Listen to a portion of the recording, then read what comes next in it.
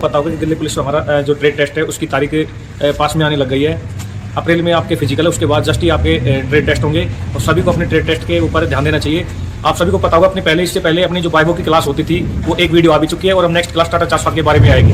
आपको इस चीज़ का ध्यान देना है कि हम जब वहाँ पे ट्रेड टेस्ट देंगे तो आपको किस हिसाब से वहाँ पे रिप्रेजेंट होना है। सबसे पहले अपन को जैसे ही अपन को चाबी मिलेगी तो अपन गाड़ी के चारों तरफ घूम के देखेंगे। अपन गाड़ी के टायर प्रेशर की हवा देखेंगे, जैसे अपने टायरों की हवा कितनी है, और जस्ट ही गाड़ी के नीचे झुक के देख लेंगे कि गाड़ी में किसी प्रकार का लीकेज तो नहीं है। लीकेज को देखने के बाद हम अपना गेट खोलेंगे गाड़ी का।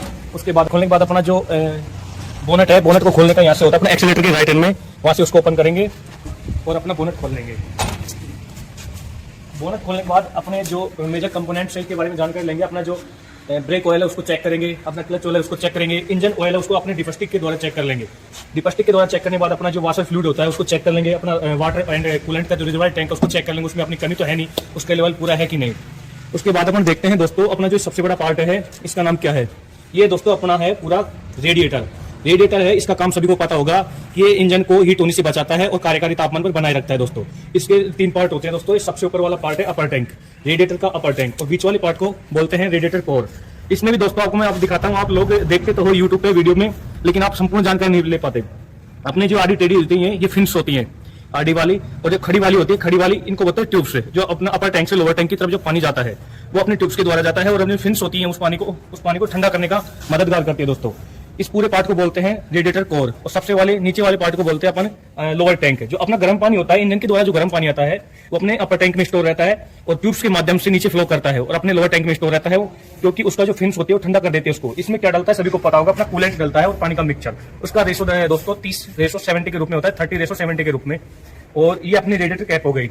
इसको दोस्तों सभी को पता होना चाहिए कि कब खोला जाता है। जब अपनी गाड़ी ठंडी हो, चल के आई हो कुछ टाइम के लिए इसको रोकना पड़ता है, ठंडी होने के बाद इसको खोलते हैं, क्योंकि इंजन के द्वारा जो गर्म पानी आता है उसके साथ अपनी वाष्प और गैसें होती हैं, वो अपने अगर गर्म गाड़ी में खोल देंगे तो अपने मुंह हाथ जलने की समस्या हो सकती है।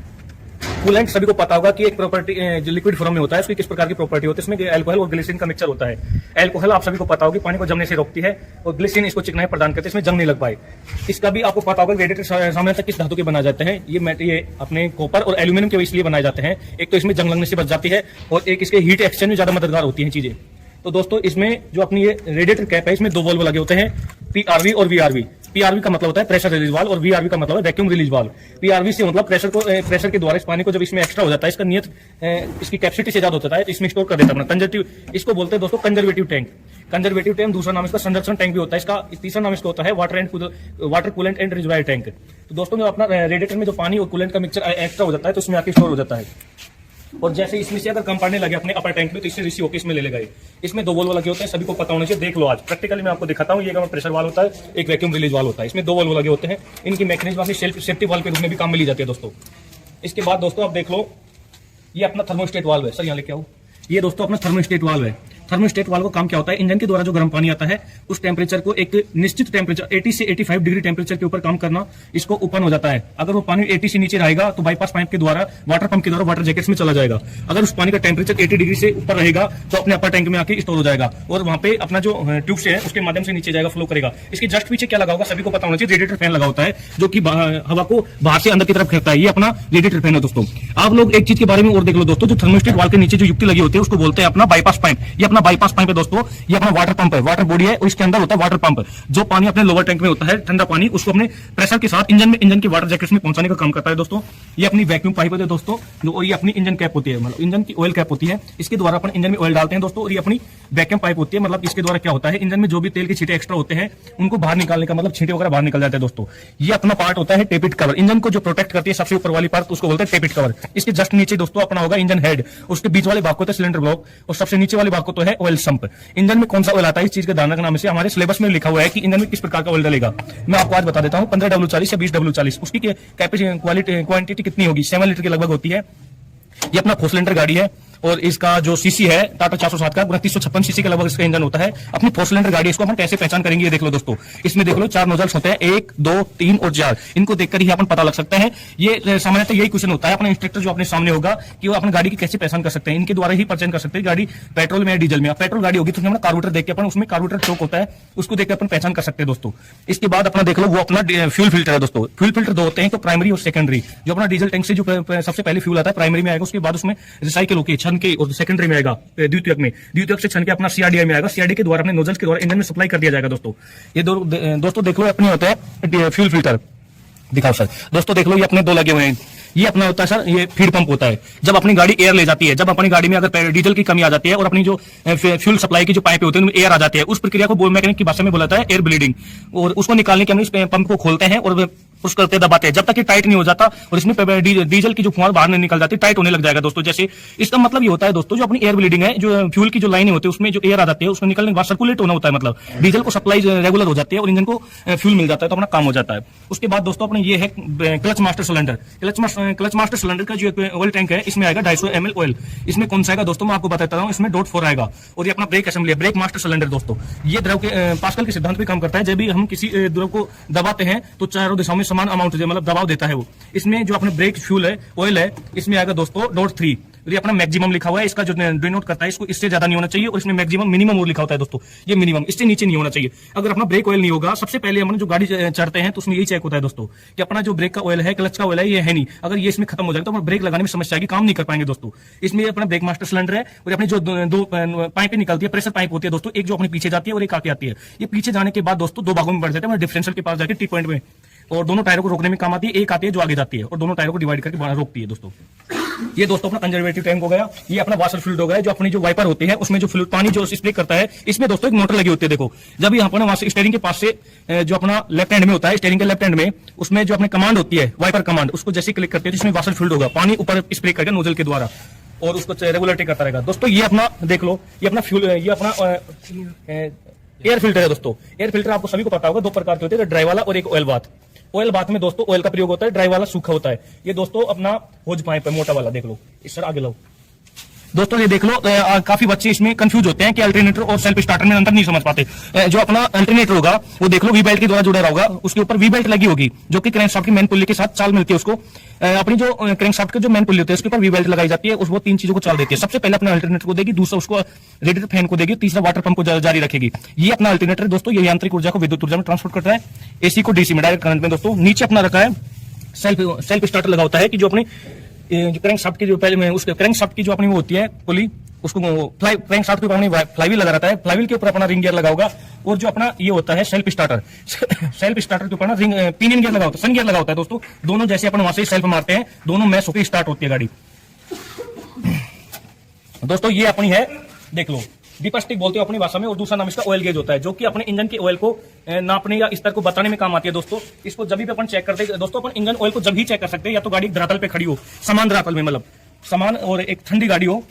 इसके ऊपर दोस्तों देख लो 3 चिन्ह होते हैं, डिनोट होते हैं। इसको कपड़े से साफ करने के बाद अपन देख लो, अपना कपड़ा नहीं है दोस्तों, इसको हाथ से साफ नहीं करते, कपड़े से साफ करने के बाद इसमें देखो 3 चिन्ह लगे होते हैं। एक तो मैक्सिमम होता है, ये मिनिमम, और ये जो बीच वाला पार्ट होता है सेफ होता है दोस्तों।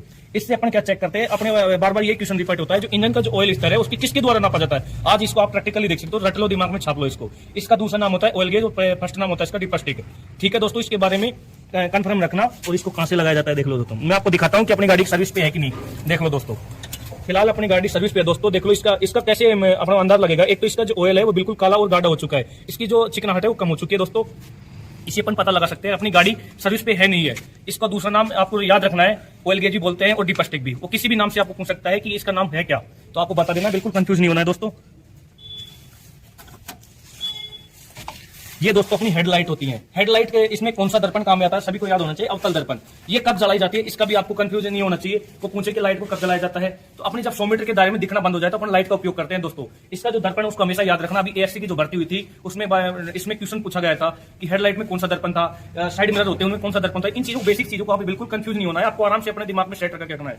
अपनी जो अपने रेडिएटर कैप को खोलने का तरीका भी याद होना चाहिए आपको, किस प्रकार खुलेगी, इसमें कितने वॉल्व लगे होते हैं, और अपना जो ऑयल फिल्टर है वो किस प्रकार का है। इसके ऊपर देखो दोस्तों साफ साफ लिखा हुआ है ऑयल बाथ, इसका मतलब इसमें ऑयल का उपयोग किया गया है, ऑयल बाथ लिखा होता है और एक खड़े टाइप में होगा दोस्तों।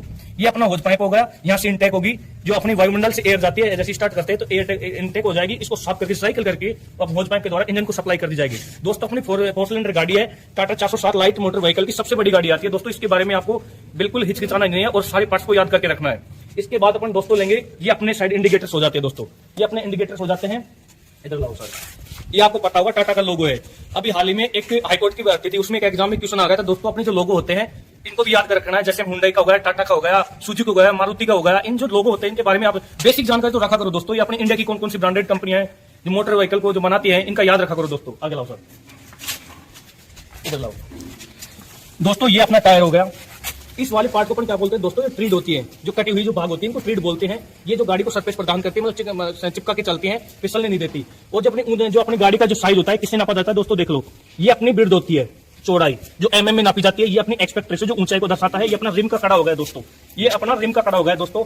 इसको बोलते हैं प्रेशर वाल होता है, एयर का जो एयर भरी जाती है गाड़ी में, एयर वाल होता है। ये दोस्तों अपना पूरा रिम हो गया। अपने जो रिम का जो अपना टायर लेने जाते हैं, ट्यूब लेने जाते हैं, उसको किस प्रकार से डिनोट कर उसको बताना पड़ेगा हमें। अपने जो ये इसका व्यास होता है डायमीटर, इसको रिम का जो व्यास होता है ये बताना पड़ेगा कि अपनी 13 इंची की है, 14 इंच, ये इंच में दर्शाया जाता है दोस्तों। इसका साइज किस प्रकार होगा, इंची में होता है, इंची में। और जो अपनी विड्थ नापी जाती है एमएम में नापी जाती है दोस्तों। जैसे कि इसका लगभग 13 से 14 इंची का टायर मांगेंगे, 13 इंची 14 इंची टायर दे दो हमें, और ये अपना हब हो जाता है दोस्तों। इसमें 2 बियरिंग होते हैं। इस नटों की संख्या हमेशा याद रखना दोस्तों। इन्फेंट्री स्कूल जो अभी भर्ती हुई थी उसमें इसी के बारे में पहुंचा गया था, नटों की संख्या कितनी है। टाटा 47 और एस मॉडल ट्रक होता है अपना, एलएस होता है आर्मी अशोक लीलैंड स्टालिन वाला ट्रक, उसके नटों की संख्या पूछ ली जाती है कि नट कितने होंगे अपने, इनकी संख्या कितनी होगी। तो दोस्तों अपने को याद रखना है, किसी भी प्रकार का क्वेश्चन आपसे छूटना नहीं चाहिए। इसमें नटों की संख्या 6 दोस्तों, और जो अपना जो एस मॉडल ट्रक आता है उसमें 10 होते हैं नट। इन चीजों को बिल्कुल आराम से ध्यान रखना है। और ये अपना हब होता है दोस्तों। इस टायर का जो अपने एक चीज का हमें हमेशा ध्यान रखना है दोस्तों, अपने जो सिलेबस में है उसके बारे में, उसमें साफ साफ तौर पे लिखा गया है कि ऑयल ग्रेडिंग पैमाना, कि किस प्रकार का ऑयल डलेगा अपने engine oil, clutch oil, brake oil, differential oil, इन चीजों को आपको बिल्कुल ध्यान रखना है। और जो टायर प्रेशर है उसका बिल्कुल आपको नॉलेज होना चाहिए। एज ए आप ड्राइवर भर्ती हो रहे हैं तो आपके अपने जो टायर हैं गाड़ी के, उनका सही में अनुपात कितना होता है एयर भरने का, उनका बिल्कुल रेशो बिल्कुल पता होना चाहिए दोस्तों। अब मैं आपको बता देता हूँ दोस्तों, जो टाटा 407 गाड़ी होते हैं, जो अगले टायर होते हैं उनमें 60 पौंड हवा भरी जाती है, जो पिछले वाले होते हैं उसमें 70 से 80 पौंड भरे जाता है दोस्तों। और जो अपनी लाइट गाड़ी होती है जैसे स्कॉर्पियो बोलेरो, इसमें अगले टायर में 32 से 35 पौंड होती है, पिछले वाले में होते हैं दोस्तों 35 से 40 के बीच में होती है दोस्तों। अब आपको मैं बताता हूँ टाटा 407 का जो इंजन ऑयल है कौन सा डले, 15W40 ऑयल डलता है इसमें 7 लीटर के लगभग दोस्तों। अपना जो क्लच ऑयल है उसमें डलेगा .4 और ब्रेक ऑयल डलेगा दोस्तों .3। इनमें लगभग 250 ml आता है, 200 से 250 ml। ठीक है दोस्तों। अपना डिफरेंशियल होगा, सभी को पता होगा डिफरेंशियल में कौन सा ऑयल डलता है, उसमें डलता है दोस्तों 80W90, ऐसे ही 80W90 लगभग 2.8 या 3 लीटर के लगभग आपकी इसमें डलता है दोस्तों। इन चीजों को बिल्कुल आपसे ध्यान रखना है। ऑयल के बारे में बिल्कुल, जो मोबिल ऑयल होता है इनका बिल्कुल कंठस्थ आपको होना चाहिए। अपना टायर प्रेशर है इसको बिल्कुल आप माइंड में सेट कर रखेंगे। जैसे आपसे पूछिए तो आपको बताना है दोस्तों, अपना जो टैंक होता है टाटा 407 का फ्यूल टैंक, इसका 60 लीटर का आता है, क्योंकि कंपनी अब इसको बड़ा हटा के और बड़ा लगा देते हैं दोस्तों, लेकिन जो कंपनी बताती है वो 60 लीटर का बताती है दोस्तों। ये दोस्तों इसके बारे में बिल्कुल याद रखना। इसको पूरे को साइलेंसर बोलते हैं, लेकिन ये जो पाइप आता है इसको टेल पाइप बोलते हैं, जो एग्जॉस्ट मैनिफोल्ड से जो जली हुई गैस होती है टेल पाइप के द्वारा बाहर निकलती है दोस्तों। इनको फेंडर बोलते हैं दोस्तों, ये भाग है इनको फेंडर। ये दोस्तों अपना देखो, ये अपनी लीफ स्प्रिंग होती है दोस्तों, सबसे बड़ी वाली इधर देखो, इधर से दिखाएगा दोस्तों। ये सबसे बड़ी, ये इन पूरे पार्ट को सस्पेंशन प्रणाली में आता है, इसको बोलते हैं दोस्तों लीफ स्प्रिंग से, जिनको आप देसी भाषा में बत्ते बोलते हो। सबसे बड़ी वाली होगी दोस्तों मास्टर लीफ स्प्रिंग, और उसके नीचे होगी सहायक लीफ स्प्रिंग। इनको अपन यू बोल्ट के द्वारा जोड़ा जाता है। ये अपनी दोस्तों सभी दोस्त पूछते हैं सर अपनी जो सेकल पिन है कौन सी है दोस्तों, ये सेकल पिन है, देख लो, याद रखो, ये सेकल पिन है। इसमें ये पूछा जाता है इसमें ग्रीस किसके द्वारा दिया जाता है, तो उस उपकरण का याद रखना है आपको, जो अपने लुब्रिकेशन सिस्टम में आती है ग्रीस गन के द्वारा इसमें ग्रीस भरी जाती है दोस्तों। और अपने जो ये होता है चेचिस, इसके साथ जोड़ के रखते हैं सेकल पिन, लीफ स्प्रिंग को चेचिस के साथ जोड़ के रखते हैं सेकल पिन, इसकी ध्यान रखना दोस्तों आप। ये अपना चेचिस हो गया, पीछे आ जाओ दोस्तों। गाड़ी को चालू करने से पहले आपको मैंने पहले हिदायतें बताई थी कि किस चीज का ध्यान रखना है। उसमें सबसे मुख्य पार्ट होता है अपना स्पेयर टायर, जिसको आप देसी भाषा में बोलते हो क्या, स्टेपनी, इसको स्पेयर टायर बोलते हैं मैकेनिक की भाषा में। इस चीज का बिल्कुल ध्यान रखना है दोस्तों। इसको टॉप पॉइंट बोलते हैं, जो कि टॉर्चन करने में काम आते हैं। जब कहीं अपनी गाड़ी के पास जाए तो उसको निकाल के टॉप पॉइंट बोला जाता है। इसको बोलते हैं दोस्तों अपनी टेल लाइट। टेल लाइट में 3 लाइट है, बिल्कुल दिमाग में सेट रखना है। जब अपन ब्रेक लगाते हैं तो अपनी रेड लाइट जलती है, रिवर्स लेते हैं तो अपनी येलो लाइट जो सफेद लाइट जलती है, और जो अपनी साइड में लेते हैं इंडिकेटर अपनी पीली लाइट जलती है दोस्तों। दोस्तों इस चीज के बारे में ध्यान रखना है आपको। सर ये दिखा दो एक बार, इस चीज का रिफ्लेक्टर का ध्यान रखना। अपनी जो कमर्शियल गाड़ी होती है इनमें ध्यान रखना है कि रिफ्लेक्टर लगा होना जरूरी है बिल्कुल। ये मोटर व्हीकल एक्ट में भी लिखा हुआ है कि जब रात के टाइम में अपनी गाड़ी चलाते हैं बिना लाइट के जो प्रदर्शित होती है अपनी गाड़ी, इसके ऊपर लाइट जलती है जैसे प्रदर्शित है, ये रिफ्लेक्टर होता है कि दोस्तों जब इसके ऊपर प्रकाश डालेगा तो ऑटोमेटिक चमकेगी दोस्तों। दोस्तों इसको बोलते हैं अपने प्रोपेलर शाफ्ट। ये अपना स्लिप जॉइंट हो गया दोस्तों, ये स्लिप जॉइंट देख लो, किसी को नहीं पता होता, आधी सी जानकारी लेके आप रह जाते हो। इसको स्लिप जॉइंट बोलते हैं दोस्तों। ये अपना यूनिवर्सल जॉइंट है और पूरी को बोलते हैं प्रोपेलर शाफ्ट है। ये ट्रांसमिशन सिस्टम का भाग है दोस्तों। ये अपना यूनिवर्सल जॉइंट है। ये अपना डिफरेंशियल है, देख लो हांडी टाइप में होता है। इसके नीचे ड्रेन प्लग लग होता है, जो इसमें ऑयल होता है उसको निकालने के लिए ड्रेन प्लग लगाया जाता है दोस्तों। ये अपना यूनिवर्सल जॉइंट है, वो अपना रियर एक्सल है दोस्तों।